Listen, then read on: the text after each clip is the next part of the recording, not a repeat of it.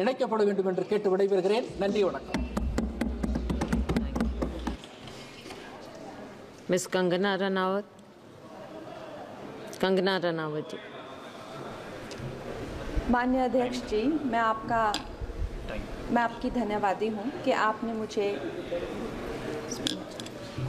मुझे railways amendment bill 2024 पर अपने विचार रखने का मौका दिया। माननीय रेल मंत्री श्री अश्विनी वैष्णव जी द्वारा प्रस्तावित इस बिल का मैं स्वागत करती हूँ। जैसे कि हमारे प्रधानमंत्री श्री नरेंद्र मोदी जी हमेशा ही कहते हैं कि सरकार का काम होना चाहिए जो लोगों के जीवन में सरलता लाए, चाहे वो लॉज हो, ब्यूरोक्रेसी हो या सरकार के दफ्तर हों, उनके लिए वो एक्सेसिबल होने चाहिए और उनके लिए जो है वो किसी तरह का स्ट्रेस जनरेट ना करें और इजीली अवेलेबल होने चाहिए। निश्चय ही ये जो बिल है इस उद्देश्य में जो है वो सफल होता है और इसके अंतर्गत जो है 1905 में जो रेलवे बोर्ड एक्ट था उसको 1989 में जो रेलवे एक्ट है उसमें क्लब किया जा रहा है। निश्चय ही इस तरह के जो एक सिंगुलर लॉ बनाकर जो है वो आई फील कि हमारे जो साधारण मानवीय हैं उनके लिए बहुत ही इजीली अवेलेबल होंगे, एक्सेसिबल होंगे, इसीलिए मैं इसका स्वागत करती हूँ।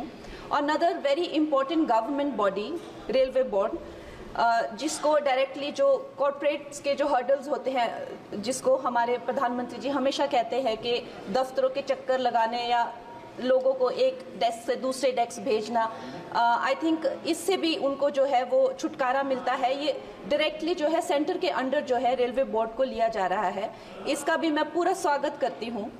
और उसके साथ ही वंदे भारत की जो हमारी जो ट्रेन्स हैं वो हमारे लिए आत्मनिर्भर भारत आधुनिकीकरण का एक बहुत बड़ा, एक प्रभावशाली उदाहरण, एक चिन्ह बनकर आई हैं सामने। और जब 68 वंदे भारत जो है भारत को दी गई थी तो उसमें से एक वंदे भारत हमारे हिमाचल जैसे छोटे से प्रदेश को भी दी गई थी, ऊना शहर में।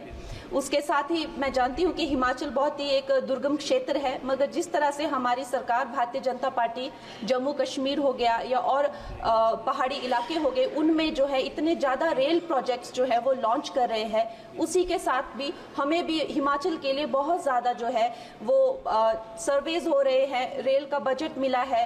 शिमला हो गया या धर्मशाला, कांगड़ा और बैजनाथ हो गया, ऐसे न जाने बहुत सारी जगहों पे, हमीरपुर जैसी जगहों पर जो है बहुत सारे प्रोजेक्ट्स आ रहे हैं।